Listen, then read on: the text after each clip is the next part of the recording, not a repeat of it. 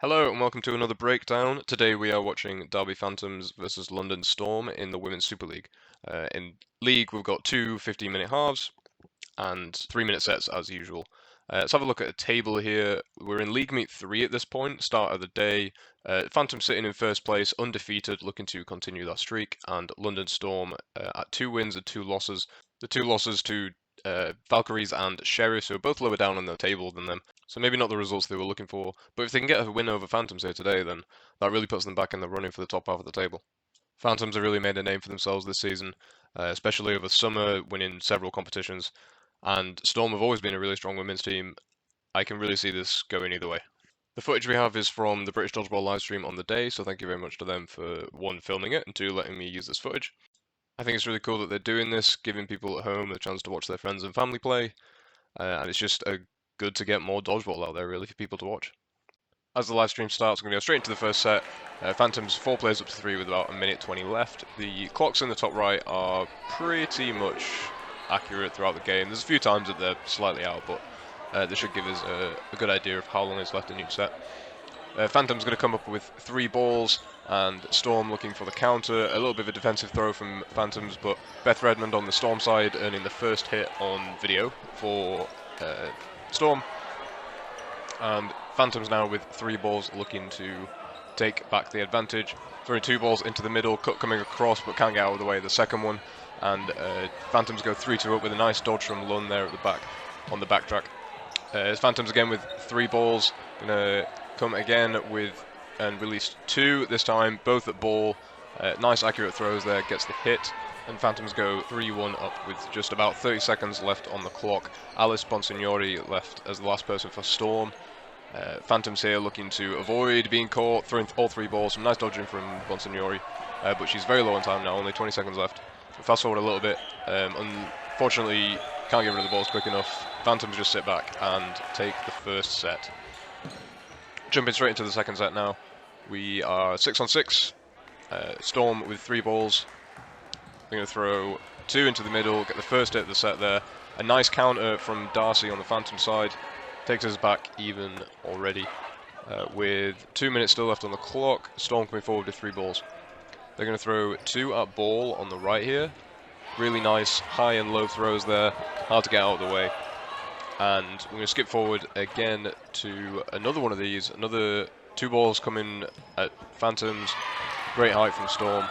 Makes them very hard to dodge. Now with about 20 seconds left on the clock, Phantoms have 2 players left down against 5 Storm players. Counter coming from Storm and a great catch from Lund at the back. That takes us just 1 player down for Phantoms now with 14 seconds left. They have the 3 balls. Best option here, just come forward, throw all 3 balls. They do, into the middle. They get the hit on the counter and a great dodge down from Darcy. That takes us level with 4 seconds left. The ref is looking at his watch and it looks like Phantoms have managed to bring this one back to take the second set to a draw. They take the lead at 3-1 up. And we're going to go straight into the next set now. 3 balls on the Storm side. They have 4 players left in. They're going to throw down the middle, get the hit on the counter with Phantoms. We get hit on both sides from Phantoms. However, on the right side here, Jones, once this hit here, thinks that she's hit Alan coming forward before Alan releases. If we look at the replay here, this footage is really not going to give us a definite answer. It looks like it could definitely have come off at an angle where the ball is. So from this, I would say block. However, maybe a different angle shows it a bit differently. But the referees do err on the side of a hit in the end. So they're going to say that Alan is hit before she's thrown and Jones is still left in, which leaves Phantoms 1 player up still. They're going to come forward with 3 balls now and actually throw at Jones again on the opposite side. Unfortunately, almost made a little block catch there, but just gets out of her hands. Phantoms 2 players up, Storm coming forward with 2 balls, throwing down the middle, counter from Phantoms, big miscommunication, they go opposite targets on the opposite side, get a hit on the right, but a catch on the left brings the lead for Phantoms just 1 player now. So fast forward a little bit, we're going to have a little counter from Phantoms here. They are going to get a nice 2-ball hit, both throws grouped very close together. Redmond now left 1v3 with a minute left on the clock. Phantom's going to try and throw all 3 balls, but Redmond takes the catch. Have a look at the slow-mo here. This catch is definitely secured before the hit. All 3 balls on target, but the timing ever so slightly off, and Redmond is there ready to punish. 40 seconds left on the clock for Storm here. Phantoms coming forward on the double counter. Both balls on target. A jump from Potter, but can't get out of the way. and that takes Phantoms 5-1 up now. Into the next set again, we are even at 4-on-4. Phantoms with 4 balls. We're going to see some nice dodgeball on both sides here. Phantoms are going to come and throw 3 balls into the middle. Storm with the after throw, and Phantoms with the cover again. Let's have a look at that again. I'm going to break it down. So starting with Dalcantite in the middle of our screen, good power on the throw, ignoring the after throw, tries to get out of the way, unfortunately. Great after throw from Jones with power on the standing leg, and great cover from Darcy, not saving a teammate, but getting hit back immediately to even things up again. So we get a 1v1 trade there. Some good dodgeball for sure. We've got a nice kneeling slide block from Redmond on the Storm side. So now we're sitting at 3-on-3. Phantom's going to take 4 balls here and just throw 3 of them straight at ball, stopping any counter, and good enough grouping to get the hit as well. We got a player up with about 17 seconds left. Storm need to make something happen now. They have the 3 balls. Phantoms need absolutely nothing from this. They're going to come forward with a counter though, and Bignell punishing the timing on the counter there. A hit on the foot, thankfully for Phantoms, means that they end up drawing the set, but they've thrown away a set win for sure. Really could have just waited the timeout with the 3 balls. After they knew that their teammate had dodged out the way, they just don't need to go for the counter. They do still lead 6-2 though, so going into the final set of this half with about maybe just over 2 minutes left on the clock. The clock that you see in the top right is about 20 seconds too fast, so there's about 2 minutes 10 left now. We're going to see some good dodgeball on both sides. A hit from Storm on the counter. You see Cook on the Storm side, beeline for the counter. Again, just not paying attention to the Phantoms player, which is the exact right thing to do. You make your throw and make your hit, but then Smith on the Phantom side also getting the hit back. So just good dodgeball on both sides again. Another great throw ball here. Just look at the height of these 2 balls. One ball drawing the attention, and the second ball hit on the legs. Really good execution there from the Storm players. And on the opposite side, we're going to see a block on the Phantom side, but a great catch from Tara Jones there, backtracking, which takes Storm 1 player up with maybe 30-40 seconds left. Phantom's going to throw 2 into the middle. A great catch and out from Cook on the Storm side. Gives them a great advantage going to the final few seconds of this set. They're going to time their game out and take the final set of the half. So that's 6-4 going into half time. As we look at the second half now, we're going to see a couple of nice plays on the Storm side. First of all, we've got Bonsignori again with a nice dodge at the back as 2 balls come in for the counter, drops down low and gets out of the way. And then Redmond in the middle of our screen here. She's going to take a nice catch as she moves to the side. The second ball does bounce as well, so that's a clean catch. And now skipping forward a little bit, we've got Storm with 3 players left, Phantoms with 3 players left. They're going to throw 3 balls into the middle, get the hit with about 5 seconds left on the clock. Phantoms putting in a throw, unable to get the hit back, and Storm take this set by 1 player. That takes it to 6-6 now, just after half time, so still plenty of time left on the clock for both teams. First hit in the set for Storm there. On the counter, Storm are going to get a nice little block to catch in the middle. Gives them a 2-player advantage quite early on in the set. Phantoms are going to even it up with a couple of hits in there. We're going to stop again for a hit on the left with 2 balls. As Phantoms come forward to counter, we're actually looking at the ball retrieve on the left side for Phantoms. This ball behind the table, the referee on the opposite side is actually going to say that that ball was over on the Storm side. I don't know by how much, but this is a very unfortunate thing for the Phantom side. Storm take all the balls from that. They're going to throw 4 balls to the right side of Phantoms, get the hit, go 2 players up with just over a minute left. So Phantoms have got a bit of work to do. They're going to come forward with 2 balls here and get 1 hit back in the middle there with a nice toe shot from Peak. That leaves Storm 1 player up with 20 seconds left. They are going to have to play here with about 10 seconds left on the clock. They're going to throw all 3 balls, good timing, on target, but a catch from Peak takes it to 2-on-2 with seconds left on the clock. They're going to try and pick up the 2 balls again, come forward as quick as possible, but the whistle goes and another set draw. Draws do sound pretty dull on the face of it, however, these sets have ended in some very intense plays. Last second catches, last second hits. And speaking of catches, a great free throw catch from Dalcantite there. Takes the set to 4-on-4 with about a minute 10 left.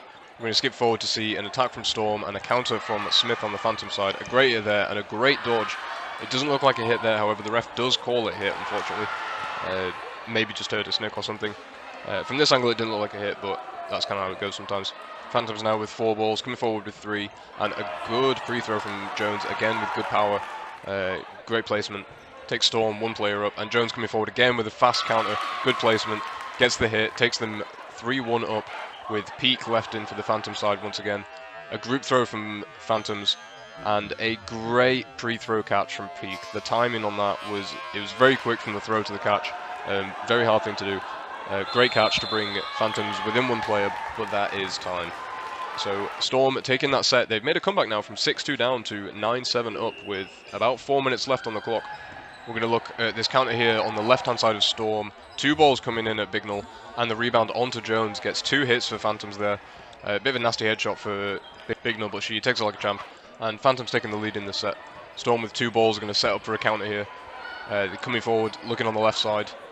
The slightly later cross-court shot from Porter gets the hit, but the counter from Dalcontite evening things up in that trade. So Phantoms, 3 players up to 1. Redmond left in on the Storm side. We know she's a dangerous catcher, and once again proving that with another catch and out. However, a catch on the Phantom side as well from Peak in the middle. The important part here is that Redmond has caught Peak's ball. So if Redmond's catch is first, then Peak's catch doesn't count, and Phantoms don't get a player back in for Peak's catch. However, I think looking at the replay here, we can stop at this frame right here to show that Peak has the ball in her hands while Redmond doesn't, which means that the Phantoms catches first and the set should actually just be over. However, without the benefit of replays, the refs are going to decide that Redmond's catch was first, and then she is hit, so Storm get 1 player back in. Peak on Phantoms is out, and Phantoms are still up 1 player. They do turn that advantage into a win this time, so probably the right result based on that. A very difficult ref's decision that it ended up being okay in the end anyway. Next set, 2-ball throw from Storm, double counter from Phantoms, and a hit in the middle. Bignell isn't happy. She's had 2 balls thrown at her when she thinks that Darcy was hit on the left-hand side. We're going to see a bit of a replay here. I do think that this was a block looking at the angle that this has come off. However, the bigger point here is the difficult decision that refs have to make when a player is hit and then carries on to throw.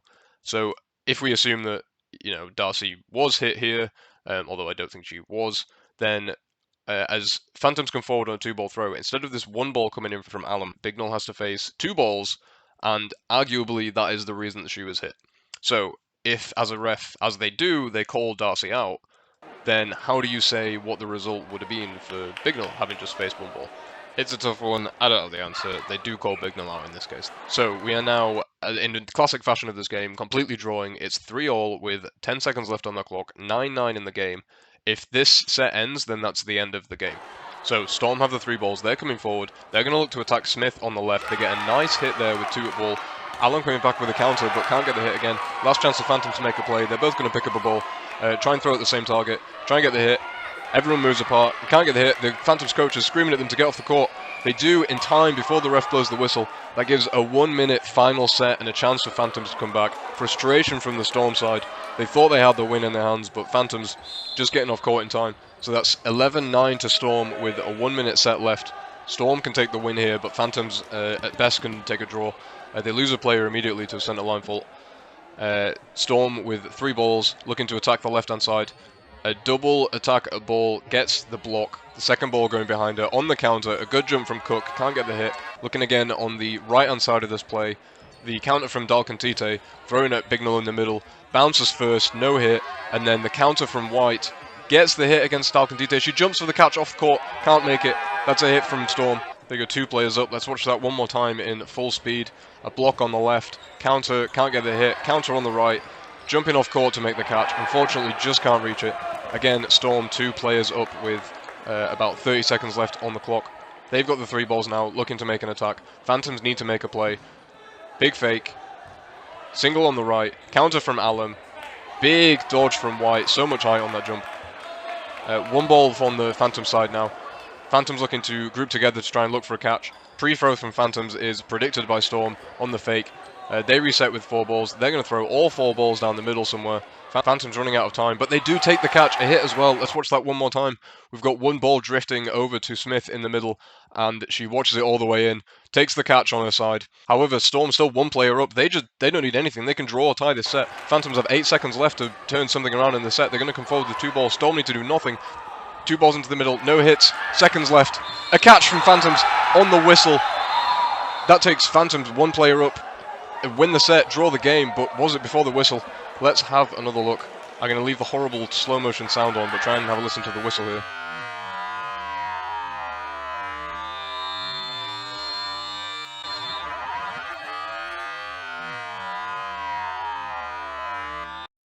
By my reckoning, that is the frame where the whistle goes first. That is a catch.